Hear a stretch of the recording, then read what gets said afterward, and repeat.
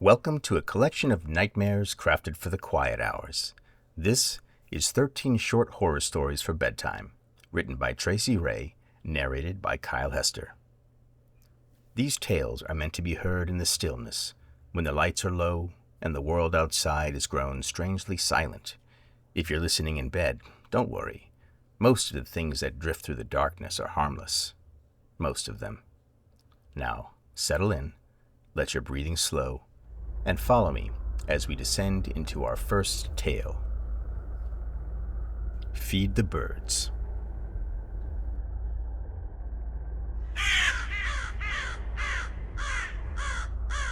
A darkened forest of tall trees filled with birds, squawking ravens, sharp beaks that tear the flesh of dead rodents. This forest is filled with all manner of beasties and horrors. Horrors of the spirit, horrors of the mind, horrors. Deep in the forest is a village. It sits atop a glen. From above, if it were possible to see from above, like a spirit or an angel, one could see the glen, rich, green, an emerald knoll with a sloping hill. Just above the glen sits the tiny village. It's the village of Deliverance, an oasis in the forest of darkness. The villagers are pious, suspicious, bitter, fearful, and alone, only with each other. No one knows of this village. It is, after all, inside the dark forest. Not even the tribes of the area will tender their feet within it. But these villagers, they know not the monsters that inhabit the forest. They bring their own monsters. Daily life is filled with hard work. The village of Deliverance has seen one generation grow into three. Buildings have been built by grandfathers of yore. Wells dug, irrigated fields hoed, planted, and harvested, and sown and planted again. There is a fenced cemetery now on the north side of the glen. The glen is 50 acres wide. Getting wider by the generation in the dark forest is cut to build more houses and meeting halls. There is but one church, no bell, but all in Deliverance meet there every Sunday morning, unless it's harvest season. Then they meet after the day's harvest. Always worship, always fear. Always worship to be reminded of the horrors they brought with them from across the ocean. Fear is a commodity of faith. That's what the parishioners are told. If you are not afeared of lurking horrors, how will you know when your faith is being tested? The homestead of Farmer Webb is home to Ebenezer Webb, husband to Hepzibah, father to Mercy, Tenderness, and Ebenezer the younger. The children have stayed up late on full moon nights, whispering stories, horror stories, of the forest and the monsters in it. Unseen hands waiting behind each dark tree, ready to snatch the children of Deliverance and pull them down into the dark earth, into the hellscape, where they will be devoured by demons. A candle flickers on the faces of Webb children as they tell these tales, scaring each other into faithfulness. Stay out of the forest. Don't look at the black ravens. Don't listen to their caws or the sound of their claws peeling the picked flesh from dead rodents. It's nearing the next harvest season, and the birds in Farmer Webb's field have been greedy. Shame these birds cannot be tamed by fear and faithfulness like the villagers of Deliverance. 10 more years pass. The glen has widened again. The cemetery has filled, but Deliverance remains cut off from the world they fled. The horrors will wait in the woods. The ravens still host themselves in the trees, and now in the fields. There must be a solution to this invasion. Time will tell. The daughters have grown into women, the son tall and able, but a harvest of youthful curiosity grows too. These children of the village tell the same tales their parents did, of demons lurking behind trees, of hellscapes for the disobedient, of the first sacrifice. "Stay out," the voice whispered from the past. "Stay out." The ones who didn't, the ones who followed the darkness first. After that spring, after collecting those flowers, came a colder winter, and illness, and death. No one knew they were there. They couldn't escape the Emerald Glen, so an example had to be made. The crops would not grow. The birds pecked and ripped and ate, and an example had to be made.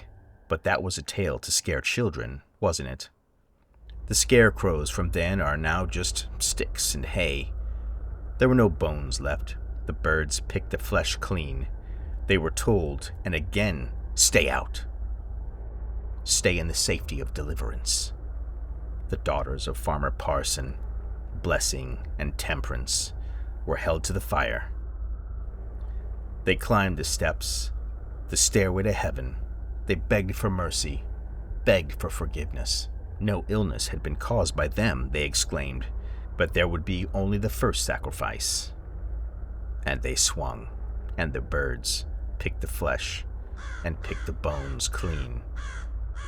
As they stood day in and day out in the fields, watchful eyes over the crops.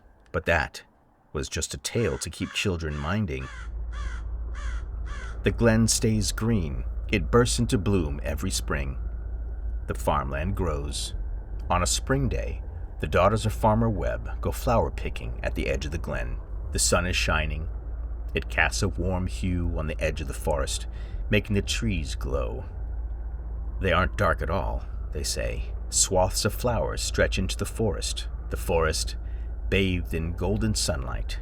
To enter the dark forest is to threaten the safety of deliverance.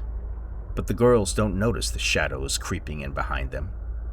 They are surrounded by the dark horrors, the horrors they brought with them. It is Raven's hour. Caws, flapping wings, swirling blackness. Drop the flowers and run. Run backwards. Run away from the caws, from the birds, from the unseen hands behind the trees, panting, crying, running, like stepping into the light of glory. They burst back into the green glen, only to find the villagers waiting, torches in hand, suspicious, cold, bitter. What, pray tell, were the daughters of Farmer Webb doing in the dark forest? Don't they know the evil that rests there? There must be a sacrifice. To preserve the village. To feed the faith. A tree from the forest is harvested. A scaffold is built. 2 nooses hang in the glen. There can be no other way.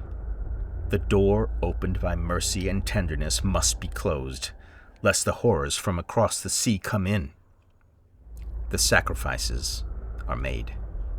The ravens will stay out of the fields. There are 2 new scarecrows in the field. The ravens pick at them, cawing, sharp claws tearing. They feast. They whisper to the bones. Farmer Webb has a son, Ebenezer the younger, tall, able, working the edges of the glen, farming near the haunted trees. The villagers of Deliverance remain pious, suspicious, and faithful to the horrors they brought with them.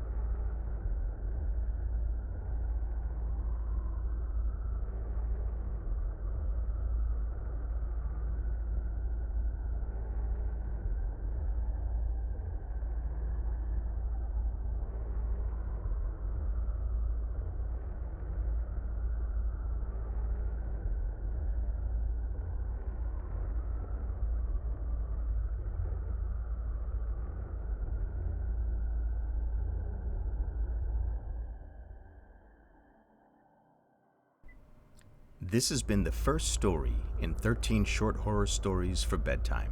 You can buy the book in the description.